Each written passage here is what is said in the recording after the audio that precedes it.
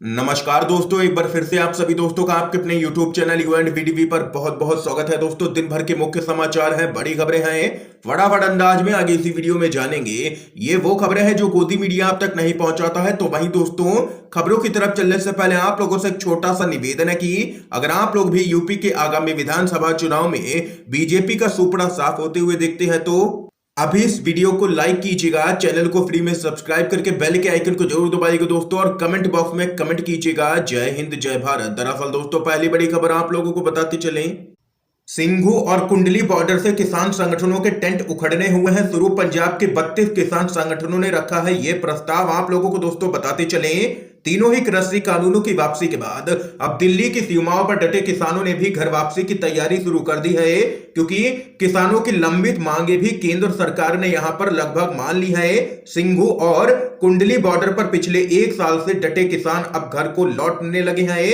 किसानों ने बॉर्डर पर बनाए अपने टेंट को उखड़ना भी शुरू कर दिया है और तिरपाल बिस्तर को ट्रकों ट्रैक्टरों में रखना शुरू कर दिया है। तस्वीरों के माध्यम से आप देख भी सकते हैं। किसानों का कहना है कि सरकार ने उनकी मांगों को मान लिया है, इसलिए अब वो घर को वापस लौट रहे हैं। और वहीं पंजाब के 32 किसान संगठनों ने घर जाने का प्रस्ताव रखा है। पंजाब के किसान 11 दिसंबर से घर वापसी शुरू करेंगे। प्रस्ताव के मुताबिक किसान 11 दिसंबर को बॉर्डर से निकलेंगे और 13 दिसंबर को अमृतसर के हरमिंदर साहिब पहुंचेंगे। किसान संगठनों ने टोल प्लाजा को भी मुक्त करने का प्रस्ताव किया है। पिछले साल सितंबर से ही किसान संगठनों ने पंजाब के सभी टोल प्लाजा को यहां पर पूरी तरीके से फ्री कर रखा है। और वहीं इसके साथ ही घर वापसी पर किसान नेता राकेश टिकैत ने कहा है कि जो भी प्रस्ताव सरकार की तरफ से आया है वो हमें मंजूर है, बस हमारी मांग यह है कि उन्हें लिखित तौर पर दे दिया जाए। अभी कच्चे कागज में कह दिया गया है कि दे दिया, लेकिन जब तक सरकार के स्टैंप के साथ लिख करके नहीं आता तब तक हम नहीं मानेंगे, क्योंकि इस सरकार पर भरोसा नहीं किया जा सकता है किसी भी कीमत पर। दो टूक कहना है किसान नेता राकेश टिकैत का। एक और बड़ी खबर जान लेते हैं, भारत में लगातार बढ़ रहा है भ्रष्टाचार। रिपोर्ट के माध्यम से हुआ है बड़ा खुलासा। आप लोगों को बताते चले, अंतर्राष्ट्रीय भ्रष्टाचार विरोधी दिवस हर साल 9 दिसंबर को दुनिया भर में मनाया जाता है। भ्रष्टाचार पर अंकुश लगाने के उद्देश्य से संयुक्त राष्ट्र महासभा ने 31 अक्टूबर 2003 को भ्रष्टाचार के खिलाफ संयुक्त राष्ट्र सम्मेलन को अपनाया था। अंतर्राष्ट्रीय कमेटी ने माना कि भ्रष्टाचार एक जघन्य कृत्य है, किसी लोकतंत्र के लिए ये एक बड़ा खतरा है। हर साल करप्शन परसेप्शन इंडेक्स के नाम से एक रिपोर्ट प्रकाशित होती है। यह रिपोर्ट बताती है कि कौन से देशों में कितना भ्रष्टाचार है, और यह रिपोर्ट यहां पर मोदी सरकार की नींद उड़ाने के लिए काफी है। आप लोगों को बताते चले दोस्तों, रिपोर्ट के अनुसार 2021 के करप्शन इंडेक्स में भारत विश्व रैंकिंग में 194 देशों में से 82वें स्थान पर है, और वहीं 2020 में भारत इस लिस्ट में 77वें स्थान पर था, लेकिन 44 के स्कोर के साथ अपनी रैंक से 5 पायदान नीचे खिसक चुका है यहां पर भारत। यानी कि देख सकते हैं कि इस साल भारत के अंदर भ्रष्टाचार बढ़ता हुआ नजर आया है इस रिपोर्ट के अनुसार। इसके साथ ही अगली बड़ी खबर बताते चलें, 12 सांसदों का निलंबन संविधान के खिलाफ है, इसे तुरंत वापस लें। कांग्रेस बोली सरकार चर्चा करने से बच रही है।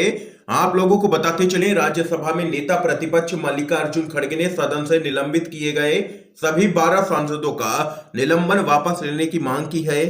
इसके साथ ही कांग्रेस के नेता मल्लिकार्जुन खड़गे ने आगे कहा है कि वे राज्यसभा की कार्रवाई सुचारू रूप से जारी रखने के लिए भी तैयार हैं, लेकिन इसके लिए सभी निलंबित 12 सांसदों का निलंबन वापस लिया जाए।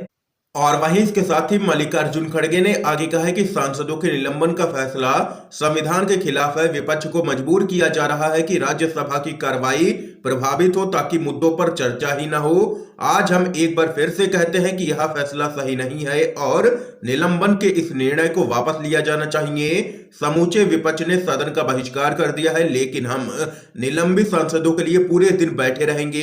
इसके साथ ही विपक्ष आज सदन की कार्रवाई के बारे में आगे की रणनीति यहां पर तय करेगा। देख सकते हैं कि पूरा विपक्ष एकजुट नजर आ रहा है 12 सांसदों के निलंबन के मुद्दे पर। इससे पहले अखिलेश यादव ने भी संसद परिसर में धरना दिया। इसके साथ ही एक और बड़ी खबर बताते चले, लाल टोपी यूपी में भाजपा के लिए रेड अलर्ट है। पीएम मोदी के लाल टोपी वाले बयान पर राज्यसभा की सांसद जया बच्चन का पलटवार। जी हां दोस्तों, आप लोगों को बताते चले, अमिताभ बच्चन की पत्नी व समाजवादी पार्टी की सांसद जया बच्चन ने पीएम मोदी के उस बयान पर पलटवार किया है जिसमें उन्होंने कहा था कि लाल टोपी वाले रेड अलर्ट है। उन्होंने कहा है कि लाल टोपी यूपी में भाजपा के लिए रेड अलर्ट है और वहीं आगे उन्होंने कहा है कि अच्छा है कि हमारा प्रचार खुद मोदी जी कर रहे हैं। उत्तर प्रदेश में अखिलेश यादव की जो यात्राएं और जनसभाएं हो रही हैं उसमें जनता का पूरा आशीर्वाद मिलता हुआ दिखाई दे रहा है। इसको देख करके ही लोगों को यूपी चुनाव का अंदाजा लग जाएगा और भाजपा की नींद यहां पर पूरी तरीके से उड़ चुकी है। इसलिए यहां पर ऐसे अटपटे बयान भाजपाई नेता दे रहे हैं। ये यहां पर जोरदार हमला किया है पीएम मोदी के बयान पर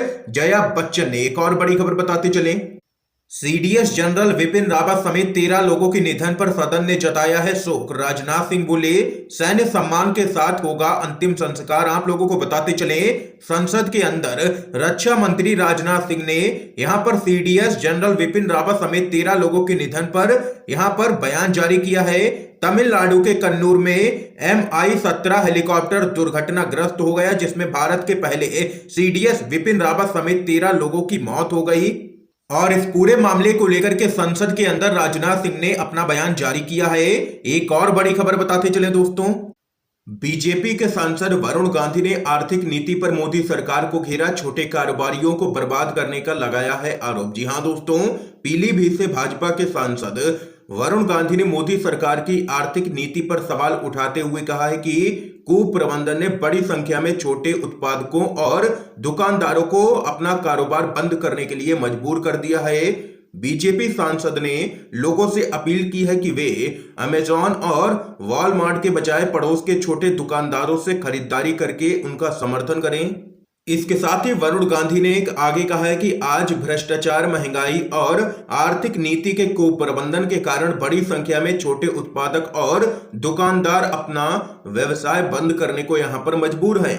और वहीं वरुण गांधी किसानों के विरोध से लेकर के लखीमपुर खीरी में किसानों की हत्या की घटना और फिर 5 दिसंबर को यूपीटीटी में अनियमितताओं समेत कई मुद्दों पर अपनी ही पार्टी की सरकार से सवाल करते रहे हैं और घेरते रहे हैं। और यहां पर एक बार फिर से छोटे कारोबारियों का मुद्दा उठाया है भाजपा के सांसद वरुण गांधी ने और घेरा है केंद्र की मोदी सरकार को। एक और बड़ी खबर आ रही है सामने, पूर्व ब्रिगेडियर सुधीर सावंत का बड़ा आरोप, हादसा नहीं साजिश है, हेलीकॉप्टर क्रैश। जी हां दोस्तों, आप लोगों को बताते चले, हेलीकॉप्टर दुर्घटनाग्रस्त की खबर पर अब आशंका जताई जाने लगी है कि क्या वास्तव में ही हेलीकॉप्टर क्रैश हुआ है या तीनों सेना के प्रमुख जिस हेलीकॉप्टर में सवार थे उसे साजिश के तहत क्रैश किया गया है।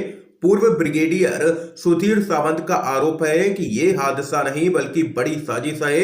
हमारे तीनों सेना के प्रमुख जिस हेलीकॉप्टर से थे वो एडवांस हेलीकॉप्टर है जो इतनी आसानी से क्रैश नहीं हो सकता है।